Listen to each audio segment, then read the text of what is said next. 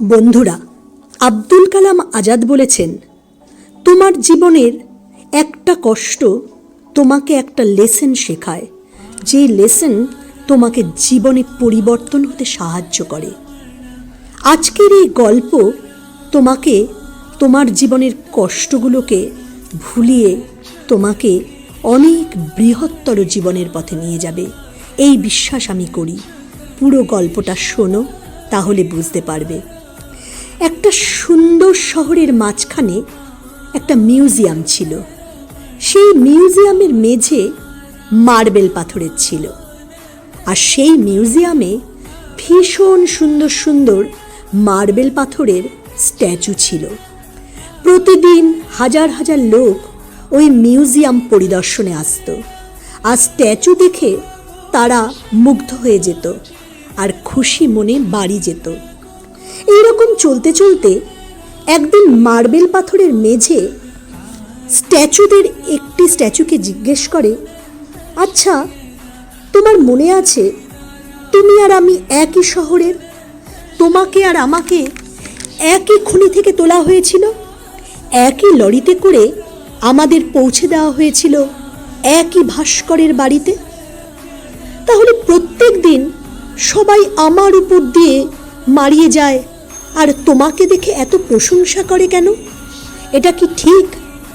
তখন স্ট্যাচুটি মার্বেলের মেঝেকে বলে, হে বন্ধু, মনে আছে যখন ভাস্করের ওয়ার্কশপে আমরা পাশাপাশি ছিলাম মার্বেল ব্লক হিসেবে?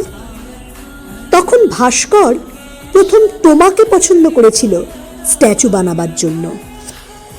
ভাস্কর যখন তার যন্ত্রপাতি দিয়ে সুন্দর মূর্তি গড়ে তোলার জন্য তোমার উপর যন্ত্র চালাতে শুরু করে, তুমি ভেঙে গুঁড়ো গুঁড়ো হয়ে যেতে থাকলে। আমার স্পষ্ট মনে আছে সেই দিনের কথা, মার্বেলের মেঝে বলছে। ওই ভদ্রলোককে আমি একদম পছন্দ করি না।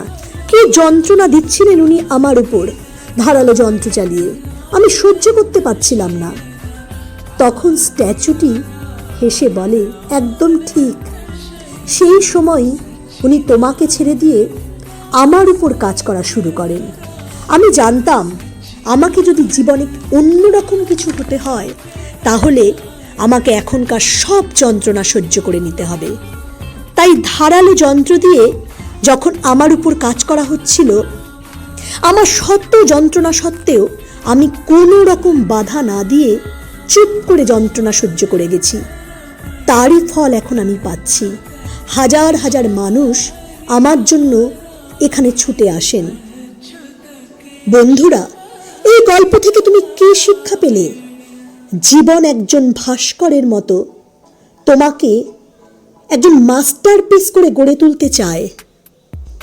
এখন তোমার উপর নির্ভর করছে যে জীবনে যে পরিস্থিতি আসুক না কেন, ভাস্করের ধারালো অস্ত্রের মতো তুমি তা মোকাবিলা করতে রেডি আছো কিনা।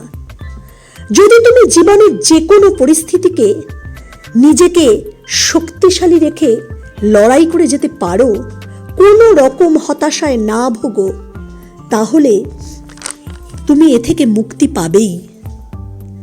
তুমি জীবনে ওই সুন্দর স্ট্যাচুর মতো হয়ে উঠবে, আর তোমার সংস্পর্শে এসে আরো হাজার হাজার মানুষও জীবনে আলোর সন্ধান পাবে।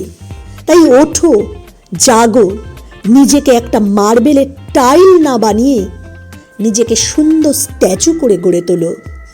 জীবন ভাস্কর তোমার জন্য হাত বাড়িয়েই রেখেছে।